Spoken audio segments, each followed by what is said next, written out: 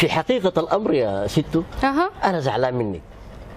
متمني مرة واحدة تشيلي تلفونك ده كده وتضربي لي تقول لي ألو دودي حبيبي يا روحي. هو انت عبيت لي رصيد عشان انا اضرب لك؟ ده ما عذر أعمل يكلمني.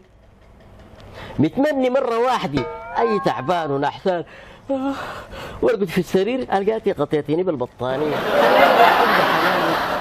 متمني مرة واحدة أجي أفتح الباب والقاك في نص الحوش زي الزهرة المفرهدة الموردة والقاك أنت كل غضب وشوق وتوتر منتظرة جايتي.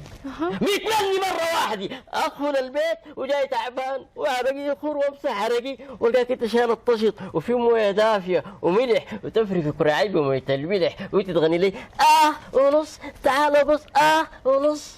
ونص؟ أيوة. انت عارف يا ضفع الله انا لو قلت اغسل لك كرعينك ديل الصابونه حتتحشر لي بين شقوقك دي وافتشها ما القاها. وانت لو كنت بتهتمي بي ما كان صابونه اتحشرت في شقوقي. انت عارف يا ضفع الله انا بعرف جيت البيت كيف؟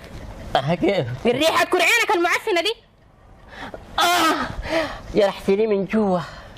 هو من متى يا اخوي انت بتحس؟ وانت لو بتحس كان حسيت بجوعي وبهدلتي وبشتنتي.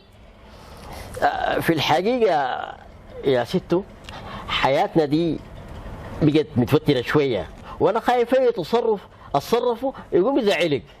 ضفع الله انا من عرستك وانا زعلانه. خلاصة الكلام يا ستو حياتنا دي محتاجه لهدنه. بس عليك نور محتاجه لهدنه. ضفع الله حياتنا دي مو محتاجه لهدنه، حياتنا دي محتاجه وقفه عديل. كيف يعني؟ يعني يا ضفع الله انت تشوف ليك عجوز تلمك وانا اشوف لي شاب يدلعني ويفهمني. يا ربي احي انت صدقتي ولا شنو؟ ومعاك الكاميرا الخفيه. هاي خليك في علبك برانا متسببين وعلى الهبشه واقفين. يلا قومي طيري قاعده لي زي علبه الساردين. امشي خلينا نقوم. ما يا هادي فلاحتك. يلا